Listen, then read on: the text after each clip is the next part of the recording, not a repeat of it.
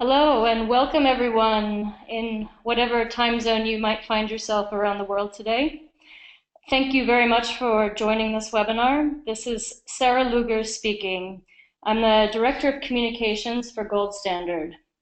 And we're here today to talk about an exciting and an important topic, the future of the voluntary carbon market. Many of you on this call have been integral players in the grand experiment of carbon markets as a mechanism to catalyze climate action. And I think the voluntary market in particular has really been a center of innovation, been able to focus on testing new methodologies and bring to market new approaches and really focus on setting the bar higher for more ambition in ways that have even influenced compliance markets. And so now we find ourselves halfway through 2019. 2020 is clearly right around the corner, and we know that time is ticking, and that the urgency for robust and meaningful climate action at scale grows with each passing day. So it's now is the right time to bring together as many minds as possible and bring together the experience that you all can bring to come to consensus on how the voluntary market should function in the era of the Paris Agreement, and to bring forward the lessons learned over the past years and reach alignment on how to mobilize voluntary climate action, again, at scale, but also ensuring the highest levels of integrity in the market as we do so. And so that's why we're here today. Gold Standard is pleased to be facilitating this working group, with our sincere thanks to the German government for their support on this initiative. But you can see through the logos represented here that this is a multi-stakeholder exercise.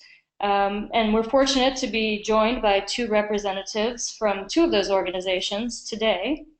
We have with us Brad Schallert, the Deputy Director of International Climate Coordination for WWF, who will talk about the kind of the rationale or the genesis of this work and highlight specifically why it's important to WWF.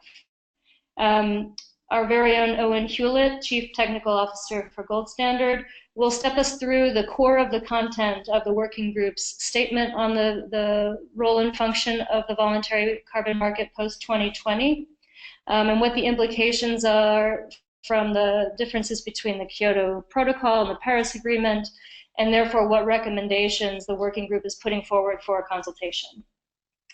And then we'll hear from Jochen Gassner, the co-chair of ICROA, who will share reflections from the market and specifically from the demand side and share ICROA's thoughts on the process. And then finally, we hope to hear from all of you on the line today as well, because this really is part of the official public consultation process. So we'll have try to leave plenty of time for Q&A and comments following the presentations. So with that introduction, I would like to turn it over to Brad Schallert from WWF. Hi there, everyone, and thanks, Sarah, and to the Gold Standard team for being the conveners of this process. I also want to thank my fellow working group members for engaging constructively in the process. I'm just going to give just a quick overview of why WWF was happy to be part of this process. I think, first off, with the Paris Agreement, it sort of signaled a change from the Kyoto Protocol, and in that all countries now had NDCs, and it brought up that there'd be an increased risk of double counting. If everyone has a target, if one offset or carbon credit moves from one country to another, there is a requirement under the Paris Agreement for a corresponding adjustment, but does that really include the voluntary market or not? That's sort of an ongoing question here in the negotiations, even, which I'm actually calling from right now here in Bonn. But these sort of questions sort of came up, and so I think that this process really gave us a chance as working group members to re-envision the voluntary carbon market and make sure that it's aligning with the Paris Agreement. And I sort of found that it's helped us sort of deconstruct what the voluntary market is and I think we've been trying to rebuild it from its basic components. So I think going into this process, the primary aim for WWF was kind of twofold. It was one, to ensure that voluntary carbon finance and it's by connected to sustainable development finance really, because there are a lot of co-benefits that can come from the carbon market. We hope that would continue to flow and that there wouldn't be sort of an abrupt stop to it, and that there are some good things that are happening. Of course, not every carbon credit or project is the same, but of the good things that are happening, we wanted to make sure that those continue to flow and not be a disruption to the market, while at the same time, we need to be looking at what an appropriate claim for a buyer is. What can they say about the finance that they're providing and the unit that they're, I guess, getting in a sense. So this, is relating to carbon neutrality claims, for example, and as Owen will go into in a little bit more detail, there are other sort of claims that we have been talking about as part of this process. So I'll turn it over to Owen and others for the rest of the presentation. Yeah, thanks, Brad. Thanks, Sarah. Hi, everybody. Owen from Gold Standard. I think most of you will already know who I am, but just in case, I'm the Chief Technical Officer here at GS, responsible for all our standard setting and development work. But in this context, I've got the privilege of being the facilitator or moderator of this civil society working group, the logos of which you can see on the screen there. Great kudos to all of those members, particularly to ICROA and to our colleagues over at Vera for engaging constructively in this topic and this consultation. It's been a real coming together of the market in terms of regulators and civil society. And this consultation is all about getting views from other stakeholders. So please do participate on the written version via our website. You can submit comments to me. I will also record today's comments and feed that in, so do take this opportunity. Before I talk about what the working group statement says, just a quick reflection on why have a working group with civil society at all. I think any functional industry has to have a strong civil society voice. And by civil society, I mean organizations like WWF. You can see some of the others on the screen there. And really their role is to make sure we're approaching the big moral and ethical issues in the right way. I like how Brad phrased the deconstructing of the purpose of the voluntary markets. Are we asking the right question and using the markets in the right way, in the right context? And I think this is what happened here. I've been involved with GS for nearly 10 years now, and I would say, certainly from my side, this represents a real coming back together of civil society to discuss the voluntary markets. As the Kyoto second commitment period comes to a close, I would say civil society attention on the voluntary markets has been somewhat more relaxed. I think that just reflects that there's been some bigger fish to fry around the Paris Agreement and around closing out some of the other issues there. But what I think this shows, and what we heard from Brad, is that civil society scrutiny of our market is not optional, it's mandatory. If we don't engage with civil society, then we will be engaged with, and that engagement comes without our participation, often results in criticism and a lot of pain.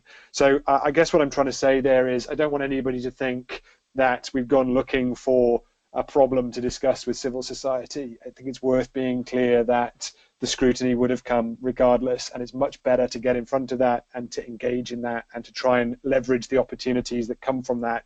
And I do think this is an opportunity, as I'll go through in a minute. So with that out of the way, what does the working group statement consider? So the 4 things on the screen there, I'll quickly run through. Firstly, what is the role and value of the voluntary market post-2020? Part of the reason why civil society scrutiny would have come our way anyway is that we are in a new policy era.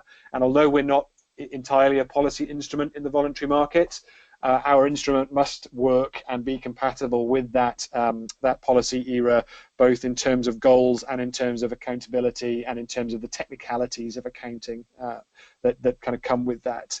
So it was a good time to review what the voluntary market means post-Kyoto and as we move into the Paris era, and we'll talk about that in a minute.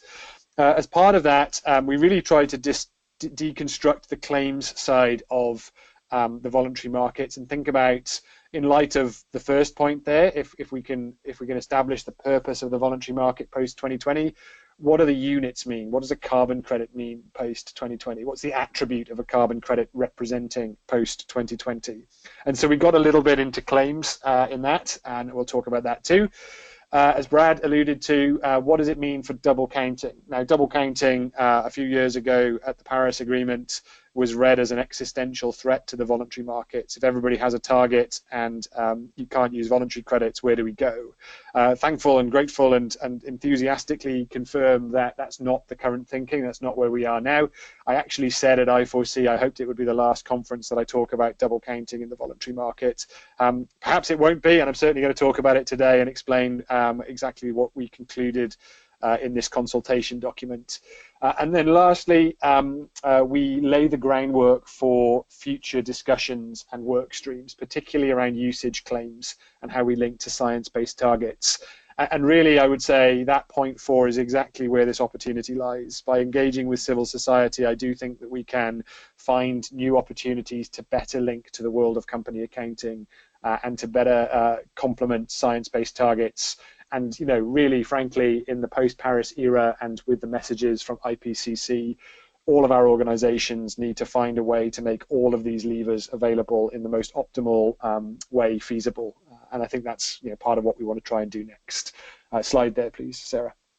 And before I go into that, I should just thank the German government for their sponsorship of this program. Always grateful to receive support from the German government in this context. Very much there to help facilitate the working group members rather than Gold Standard in particular.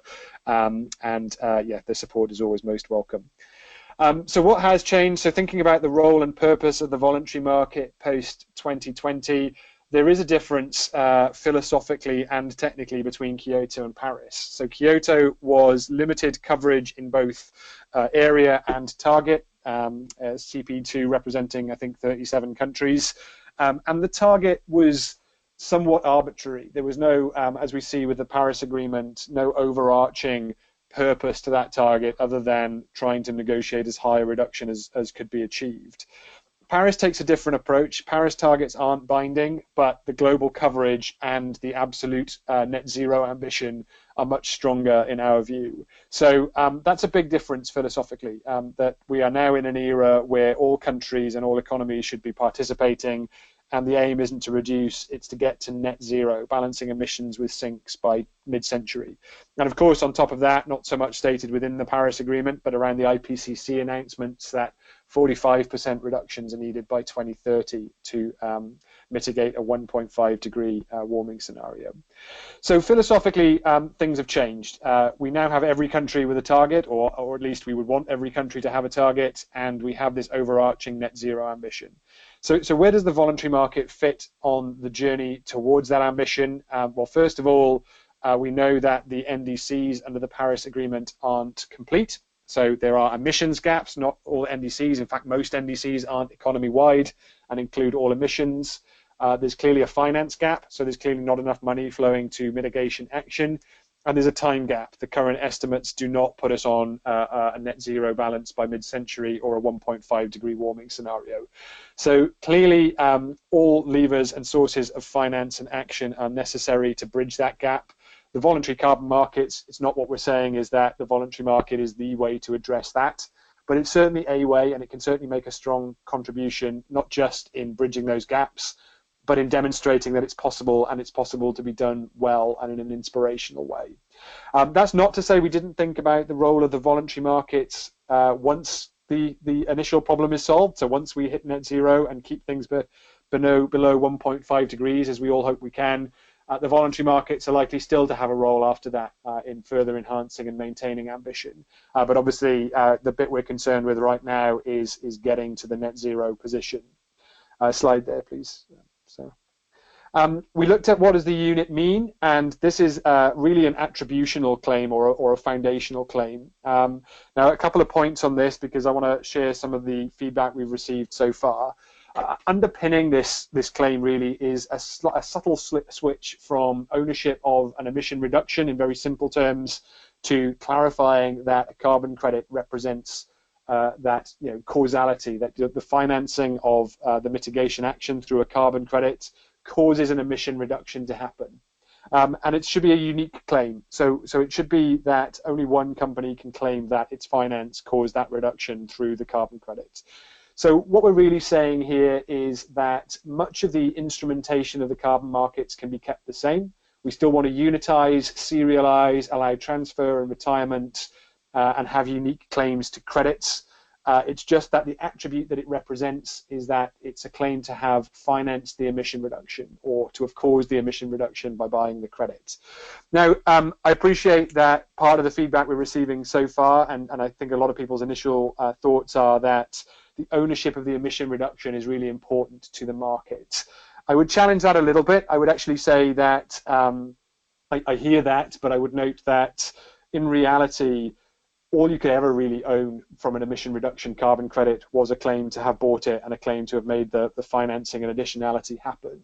It's not really feasible to own a physical emission reduction. I mean, just listen to that sentence. It doesn't make sense even. So in some ways, this is really a clarification as much as it is a change.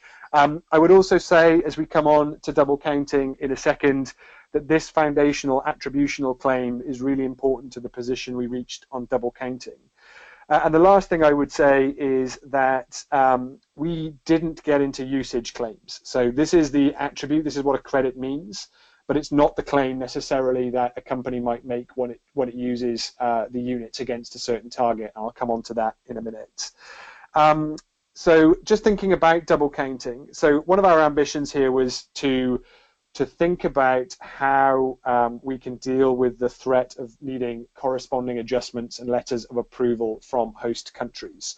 I think it's worth being upfront about that our ambition and our concern, at least in part on that working group, was that is not seen as practical or viable. We have nearly 15 years of experience of trying to get letters of approval for CDM projects, and I'm sure any of you that have tried to do that know just how hard it can be to achieve. To do that, plus get an accounting adjustment from a host country for no direct benefit to the host country. So, having to remove that from the host country accounting seems very unlikely, and also it may not ultimately be feasible from a Paris rulebook point of view. That remains to be confirmed post-negotiations. So we were quite concerned about that because it does represent a problem for existing projects and it does represent a barrier for new projects. And where we reached on this was, and in related to that attribute claim, is that we see that both company and country can report in some way. So a company can report that it purchased a carbon credit and that its finance through that purchase caused an emission reduction to happen, and there should be a claim attached to that. It's not then untrue for the country to say an emission reduction happened in my country and my new emission status is this, is X, is the result. So both of those things could be reported and both of them would be true, and neither of them are contradictory to the other. And hence our position on this is that although they're related claims, they're not double counted claims. And so that kind of leads us to a pretty good place on LOAs and corresponding adjustments. But you can only reach that position if you follow the logic that of what a voluntary carbon credit is meant to do in terms of the finance gap, time gap, emissions gap, and what the attribute claim represents. And I think that's what the statement is trying to get across. So keep in mind that we are talking about here keeping all of the infrastructure of the carbon markets, unique claims, unitized credits, serial numbers, transfer and retirement. We are clarifying and updating the attribute claim, what a credit means, and that allows us to make sense of double counting. I would also say that just on the double counting or related to the double counting point, the other major feedback we get in terms of that kind of issue is that a lot of the purchasing companies right now are keen to contribute to host country achievements and contribute overall to the Paris Agreement. And so a kind of side issue or related issue is that by requiring the host country to deduct it from its accounting is somewhat counterintuitive, if not actually outright potentially dangerous to country achievements, country targets. So really trying to link the contribution of finance to countries' contribution to the Paris Agreement, I think is a powerful tool that we can use in our marketing. And I know some of you have kind of moved to that kind of direction already and see the benefit of that.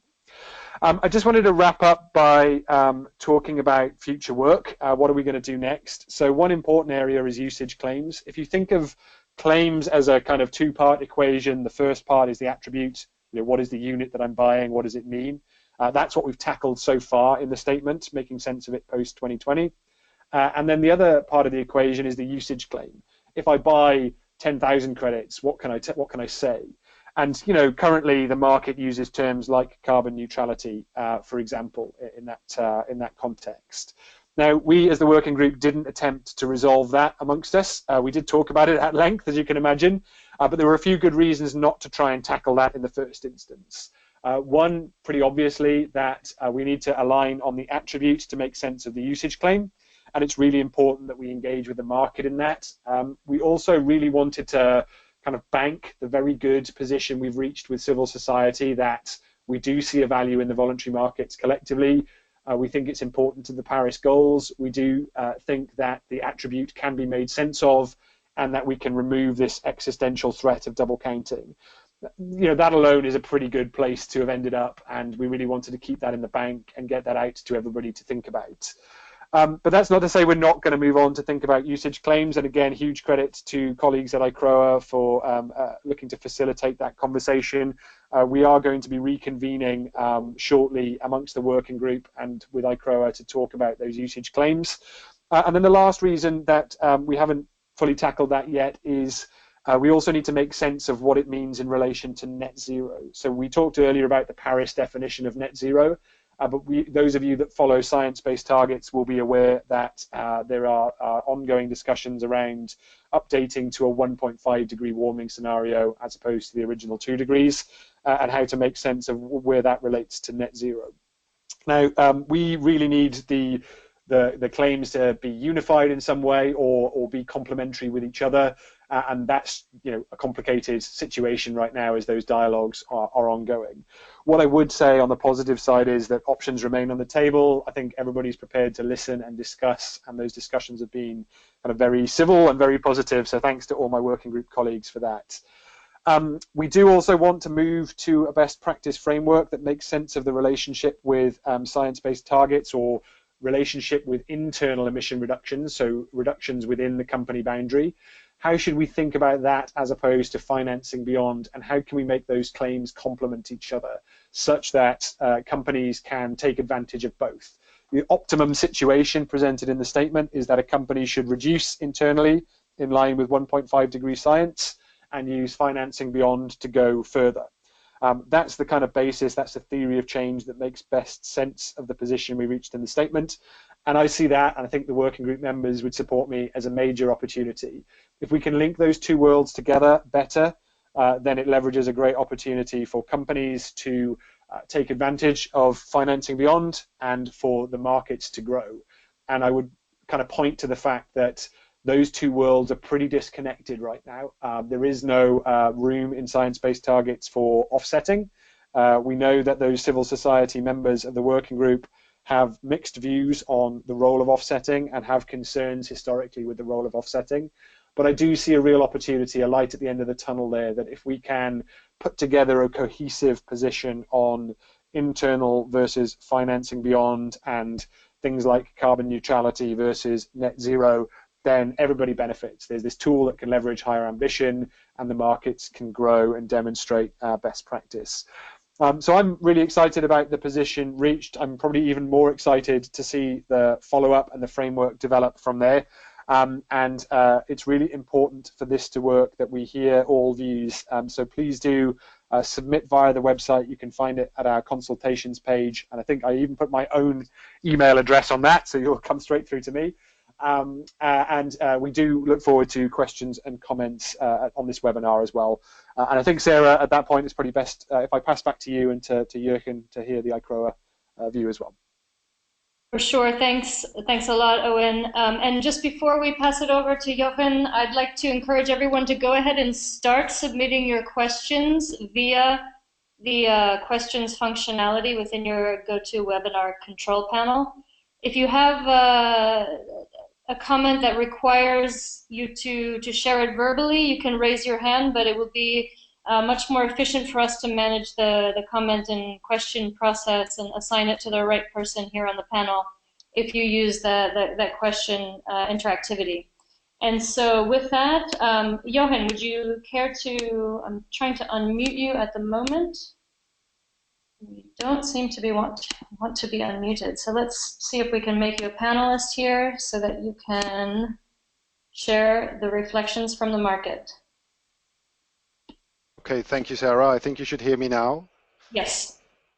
Good, very good. Thank you, Owen. Thank you, Brad, for your presentations. A lot has been said already, so I'll try to be brief. At ICROA, we've been working on the future of the voluntary market for the last 24 months. We've been working on aligning the position within ICROA and then finding alignment between ICROA and the standards. And with civil society actors. I'm quite happy that we've reached the level of alignment we have here, represented by the kind of the statement that is out now as part of the work that's been done by the Gold Standard Working Group. And credit goes to the Gold Standard for convening that group and also convening some of the most important civil society stakeholders. ICROA's starting points are very similar to what has already been said by Owen. We think that private sector action is key post 2020. I mean, we all know that we are not on a 2-degree or 1.5-degree path, and that we've got an ambition gap, a financing gap that requires engagement from the private sector. So that's point one. Point two is we've got an instrument that works. The voluntary market is probably the only market that has consistently been working on the basis of, you know, like engagement of the private sector over the last 15 years.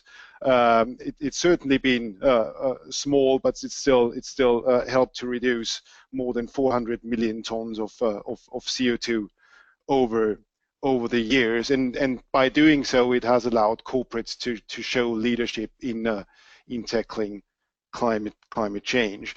The next point is really important. I think we've got an opportunity that lies in front of us, because corporates understand that the urgency is growing to act on climate change, and they understand that there is an opportunity for them also to get engaged with the topic of climate change. And the Paris Agreement and the 1.5/2 degree target represents a new narrative for corporates, where they can, if they follow a science-based target trajectory, can kind of contribute to that achievement of the overall global goal of limiting climate change. So what we now see is a real drive among the corporates that want to, on the one hand, help achieve that target, and on the other hand, want to help implement emission reductions in countries that they operate in, or in other countries. And really, we need to find a way to keep that momentum going in the transition period from Kyoto to the Paris Agreement. We think that we should, you know, grasp this opportunity and grow the market to as much as possible on the basis of the existing market infrastructure. Owen, you mentioned it partly. I mean, we think that we need to continue with a market that works on the basis of certified additional emission reductions that can be traded on primary and secondary markets using well, something like carbon credits. And we should make use of the infrastructure that is present, and we should do so, and at the same time avoid, you know, the difficulties that are presented by the implementation of the Paris Agreement, and some of the uncertainties that still prevail around, you know, Article 6 negotiations and all the market mechanisms that are going to be implemented. And we do think that the position that we're putting forward here is avoiding the big issue of double counting, while at the same time providing for a market that has high integrity and comes with additional projects. So in principle, we agree with the model that is put forward. The emission reductions as such stay in the host country. The financiers of the emission reductions receive basic financing claims, and no letters of approval and no corresponding adjustments are necessary. And we're really happy we've achieved that level of alignment, as I've said before. Now I think I need to draw a line here, because that is the alignment that we found at ICROA. We've in our discussions gone beyond that level, and we've also thought about what Owen calls the usage claim. So what can the corporate actually claim? For us, it's really important that that corporates get a strong claim that incentivizes them to get engaged with financing emission reductions beyond their boundaries. So a strong claim is important, and institutionalized recognition for their engagement of financing emission reductions beyond the boundaries is key as well. And if in the follow-up work with the civil society and the standards during the second half of this year, we can find a compromise that helps us provide both a strong claim and recognition to the corporates. That would be a big achievement. At ICROA, we do think that that corporate emissions should still remain the measuring rod for corporate engagement. So if a company emits 100,000 tons of CO2 in its scope 1, 2, or 3, then that should be the measuring rod for its financing. So then the financing of 100,000 tons of emission reductions should be kind of the achievement by the corporate. And we do also think that we can put these two things next to each other in an accounting framework. So the emissions on the one hand, the emissions reductions on the other hand, and that can lead to a balancing of emissions and the emission reductions. At ICROA, we think that we should, or that we can continue using the term carbon neutral, although obviously the caveat that is important here, that is not an aligned position within the working group yet, and to be discussed in the second half of the year. We have ourselves developed a summary position on scaling voluntary action across the private sector post 2020. And we will soon present that summary position to the public as well. So with that, I am through with my comments. Thanks again to the Gold Standard and all the contributors to the working group for the really constructive dialogue we've had over the last couple of months.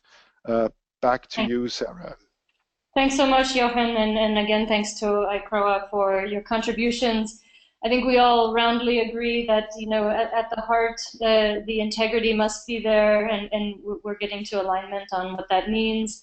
And we need to balance that with simplicity and clarity, and make sure that the right incentives and recognition are in place so we can really mobilize, massive, funding to climate mitigation projects that also have, powerful and inspiring co-benefits. So with that, we've had a few questions start to come in. We'd like to shift to the discussion portion, as again, this is a public consultation, and so we really are keen to hear feedback. So I'll start the moderation here. The first comment was really, it looks like a vote of confidence, so thanks to Jeff Schwartz, who says that the foundational claim clarification you made is so important, and we offer 100% support, and offers to help with clarification among civil society going forward in order to bring this to market. So thanks, Jeff. The next is a question from Frank Helbig, and the question, I think, probably for you, perhaps, Owen, which maybe the bulk of the questions might be. The question is, how can project developers ensure that private sector actors have reduced emissions within? Will it be a prerequisite for financing beyond? This does get into the second bit of work, but maybe you can share views and clarify the standing position, Owen. Yeah, sure. It's a good question. Thanks, Frank. And Brad and Jürgen, feel free to build on this if you like. So I think what we're saying is that the foundational attribute claim is universal and can be used by anybody at any time. The usage side claim, the one where we want to encourage companies to reduce within and finance beyond, whether that's called carbon neutrality or whatever else we might come up with in future that the market can get behind, is TBC. That really is a kind of job for that claim. So you don't need to know that your company that you're selling to is doing that to be able to sell them the core unit. It's for whatever that new framework is to deal with that, and for companies to make accurate claims about what they're buying. So just to reiterate in a hopefully more simple way than I just did, the units, the carbon credits, that foundational claim should be available to anyone at any time. You should be able to buy one of those and claim you financed an emission reduction. The usage side claim, where that likely develops, as Jürgen alluded to, is a discussion around how it relates to internal reductions. But guys, feel free to chip in on that one if you like. I guess just Brad, I can quickly come in on that and relate it to science-based targets, because I think there is a lot of sort of misconceptions on what science-based target says about offsets.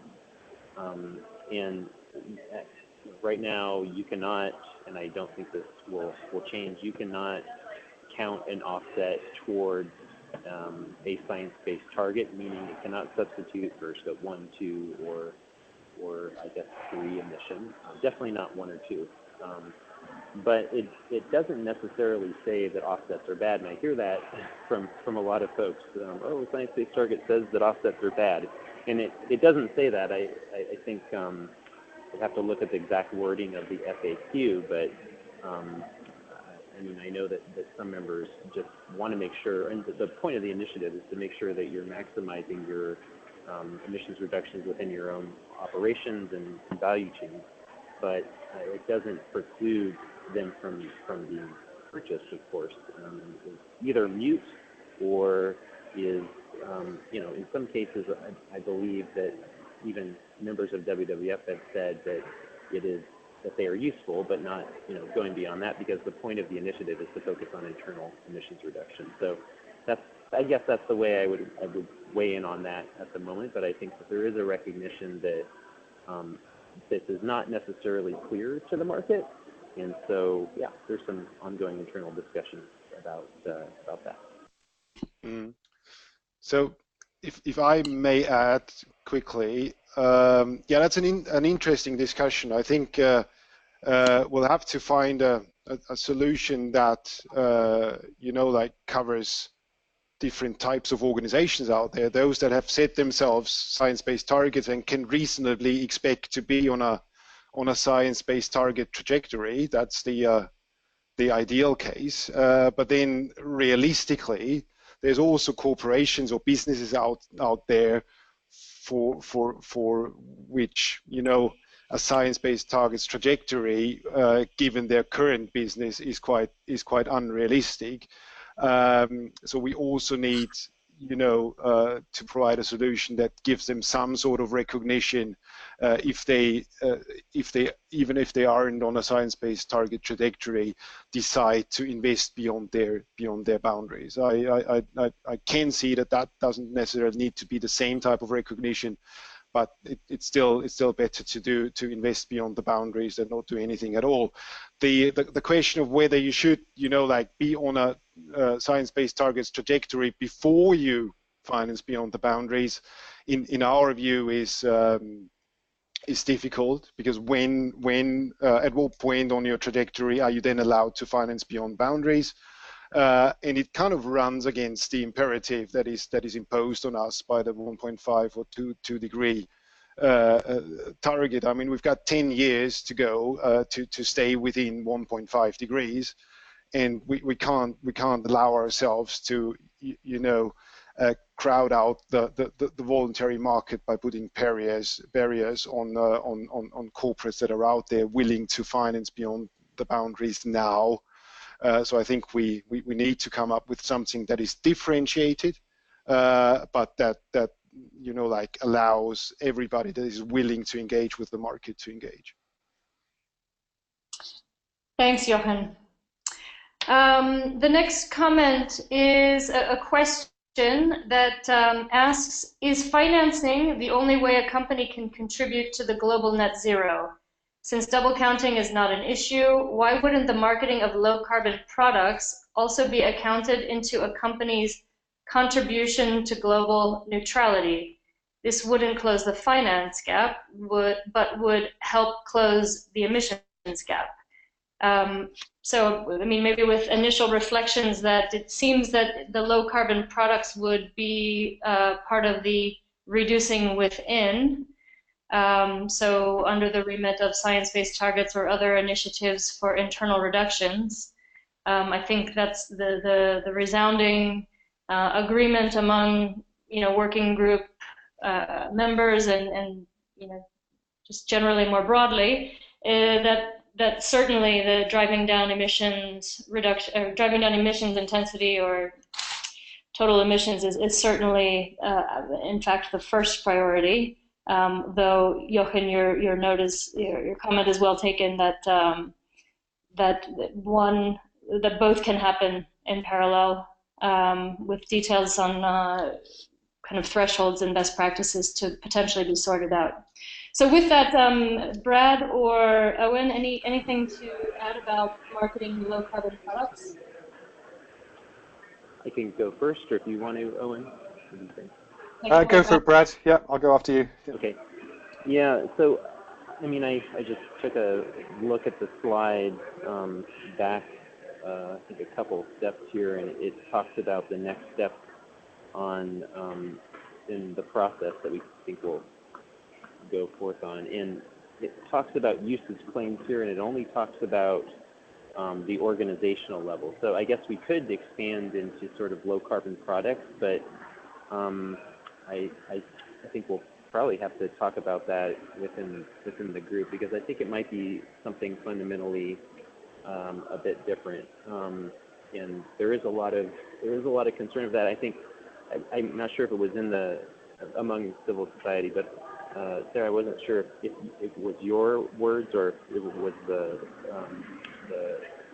questions from the participant, but it's not necessarily the case that companies are marketing carbon neutral products with emissions that are happening within the company.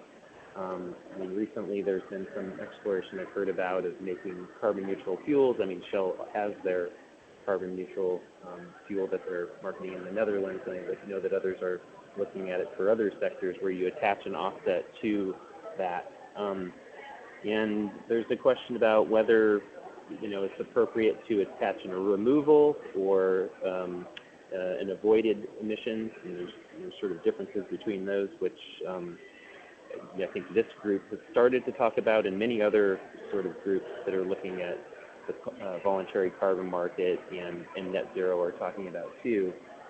But anyway, there's just a lot of complexity to that, and I know that there's a lot of civil society organizations, not just WWF, but many others that are really concerned about carbon neutral products. And I think it's just could be a fundamentally different thing than looking at carbon neutrality at the organizational level. So that's what I would say at this point.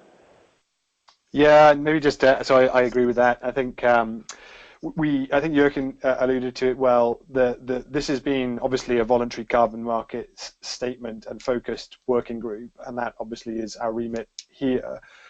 One of the things we've said is for the theory of change presented to work, we need companies to reduce within and to finance beyond. And obviously there's an SBTI element to that and elements outside SBTI, as Jochen mentioned.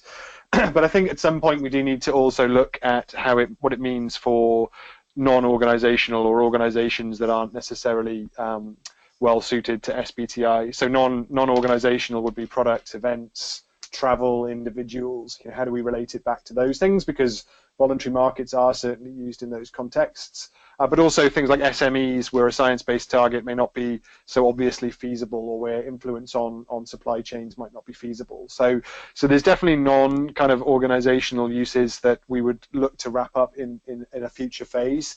I think we also do have to be realistic, as Brad said, because those uses are very different from organizational uses, and we need to think carefully about whether we need particular working groups to just focus on those topics. Just one wider note on products, there is also within the Greenhouse Gas Protocol an opportunity. There's a product standard over there that talks about that. I don't know how well used that is. I suspect not very well used, but it's available. And things like use of products sold is part of the Scope 3 standard that people can already use. So there is already opportunities for products within the existing system. But yeah, I agree that turning our attention to non-organizational uses and claims, given there's a demand for that clearly, and they're levers that we can use to try and drive ambition. We really are in the place where we need to throw every possible option at this 1.5 degree problem that we have, that we do need to take advantage of. So I think we should explore that, but I do echo Brad's view that that's a very different mandate and a very different way of looking at things, and it might require its own work stream to resolve, but that's not to say that we shouldn't do it and we might not turn our attention to it in future. Thanks, Owen. Anything to add there, Jochen? No, not really. Then please feel free to continue with contributing questions. Let's see, I think we just had one come in. This is from Justin Payroll. The comment or question is that France recently launched the low carbon label, a national framework asking companies to claim about contribution to emission reductions rather than compensation. Moreover, it implies for the company to bring financial support to project developers before emissions reduction recognition and doesn't allow exchange on a secondary market. Could it be considered for a wider application within the voluntary market post-2020? Yeah, Sarah, I'm happy to share some first thoughts on that. I'm sure others do too. So I don't know the French system well, but I do know its kind of counterpart here in the UK Woodland Carbon Code. And in a way, those two systems, maybe not explicitly, but are talking a similar language to our statement, in the sense that they talk about claims to have financed the emission reduction, unitized and serialized in some way. So I think my point earlier that I would see it as a natural evolution and clarification rather than a radical change still stands. As I say, I don't know the French system too well, but there's clearly some aspects of that you could see follow this statement. In terms of upfront finance, now I think the French system relies on removals, and removals, the classical problem with biogenic removals is the time it takes to actually sequester carbon. We've wrestled with that at Gold Standard, and we have a system of planned emission reductions that represent expected sequestration, but we don't consider those to be the same as a realized sequestration for the purposes of offsetting using the old terminology. So I think mechanisms to help with upfront finance are valid and necessary. They could certainly be linked to the market. We stand by ours, even if we don't see it as the same as a VER, more like an option. That they can certainly help. In terms of their position on secondary markets, I think everybody will have their view on kind of reselling, secondary markets, spot markets. I mean, we didn't really tackle that in the working group statement. I think the general watchword was that the existing infrastructure is robust and solid and serves the purpose of the theory of change we're really starting to present, and that really what we need is mechanisms that can drive finance and reduce barriers to finance. So some of the aspects there around reselling, to my mind, fill that box. They allow a market to mobilize, they allow extra finance to be mobilized, and as long as they continue to do that, then they're useful and helpful, and so wouldn't restrict that. And like I say, in terms of the upfront finance, we have a product here at Gold Standard which kind of speaks to that already, and there are possibilities for that, so long as it's not conflated with an emission reduction. I think that's the important part there. Yeah. can I perhaps, Jochen here, just a word on from the buyer's perspective, I guess. I mean, the French system relies or will rely on domestic projects, so projects financed in France, if I recall correctly, and that definitely responds to demand from the corporate side who would like to invest in their home countries. Investing in France may require, or investing in France by a French corporate into a French project might require less of a secondary market than investing internationally. In the overall scheme of things, the domestic systems that are developing on the voluntary market can certainly blend with the international transactions that we're doing in the market, but overall they will only cover a very small share of the emissions that need to be covered by emission reductions, for the simple reason that like projects that will be financed are an absolute niche in the developed countries, because a lot of like the more standard emission reduction technologies are already financed through other means. So volumes will be small, prices will be high. There is definitely a place for that mechanism, and corporates that would want to be carbon neutral or net zero in the future may simply combine both an investment domestically with procurement internationally. It's important to say there as well that like a lot of our buyers' supply chains and production locations are international, so a mix of both domestic action and that covers a small share of the footprint, and international action that will continue to cover the lion's share of the footprint is definitely possible. Thanks, Jochen. That helps clarify. There's a logistical question, maybe for you, Owen. Can you discuss the expected timeline for undertaking phase 2 of the work? Yeah, thanks. Good question. So just a very short-term program is this consultation closes in July, and from there we will look to make any updates to the statement amongst the working group necessary, and the working group members are also consulting within their own organizations. So you can imagine some of those large civil society players have very multifaceted internal stakeholders to align, as well as the external stakeholders.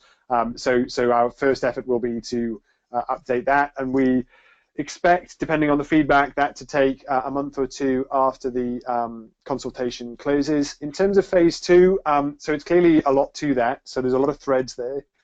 In purely the simple terms of a usage claim, like what does carbon neutral mean? Does it still stand? Does it need to evolve? We would like to get to that this year. I think that's important. I don't think that should be left hanging. The complication and the thing that we're working to align with is bringing in colleagues at science-based targets and other civil society actors that are more interested in things like 1.5-degree pathways and net zero within company accounting. There are dialogues ongoing on that in July as well, so I'm not necessarily saying that is a huge delay, but I'll know a little bit more about how to interface between those two things by the end of this consultation period. But yeah, our ambition is to lead off on the usage claims this year. That will depend somewhat on where the alignment and misalignment is, and to what extent we can bring those different aspects together. But we don't expect to be a long delay on that. And then finally, just to say publicly, we are keen to continue the dialogue with ICROA and ICROA members that Jochen has done, and Antoine at ICROA have done a great job at convening and involving the standards. So there's a discussion to be had about how we align those kind of three different groups, our working group, the ICROA working groups, and the wider dialogue that's going on net zero, with a view to getting it done this year. Yep. Thanks, Owen. This is a question that I might ask Brad to weigh in on first, especially with your seat there at Bonn. How likely will it be that UNFCCC member states will support the new VCM concept and have it reflected in the Paris rulebook as best as possible? How will the new VCM concept be fed into the negotiations process? Okay, yeah. Well, not entirely clear, but right now, actually, the parties are talking about the first Article 6 text that's come out since Katowice. They might turn another one around by tomorrow, and then that could be the negotiating text for Santiago. The parties could also ask for more negotiating time, so we'll have to see how that goes. So that's just generally on where they are in the process. But within the text itself, there are sort of hooks where you could, and there are not hooks at the same time, basically that would allow this to land. So at least from the perspective of where we are with this statement and the foundational claim, I mean, it's not, the text is not going to speak to it specifically, and so in that case, I think it makes sense. And I don't see any proposals to try to preclude this sort of voluntary action. I think when you get to the question about phase 2 and carbon neutrality claims, that I'm not quite sure. I mean, just more generally within civil society, I think that some people are starting to wake up to this. And I've had conversations recently just about with every civil society organization, so advocacy civil society organization, and they have an understanding of the voluntary carbon market and carbon markets more generally. The reaction is generally like, well, yeah, how does carbon neutrality make sense anymore? So that's kind of the starting point of a lot of folks, and even parties here, they have some of the same perspectives, and that could be partly because they're coming from a governmental perspective, and they think that any sort of unit moving around or emissions reduction moving around needs to be part of this process. But so it's just interesting, and I haven't heard that before, this intercessional actually, because I think that they are getting down deeper into the weeds on every aspect of the text, because they need to agree something with Santiago, and there's more awareness of sort of the voluntary market. I have heard one party react to this statement at first, sort of concerned about it, but then through intermediaries I explained, no, this is the foundational claim, and they understood it. So I think that there will be a little bit of education that we need to do, and I hope that governments will comment on this, and not just market actors and NGOs. But it's tough to say where this will come out, but I have pretty good confidence that that we'll have a fairly good outcome. We just need to be able to engage with the parties to ensure that the voluntary market in some manner can continue to exist and finance keeps flowing to good projects, and we give the right sort of recognition, appropriate recognition to companies that are buying that, right?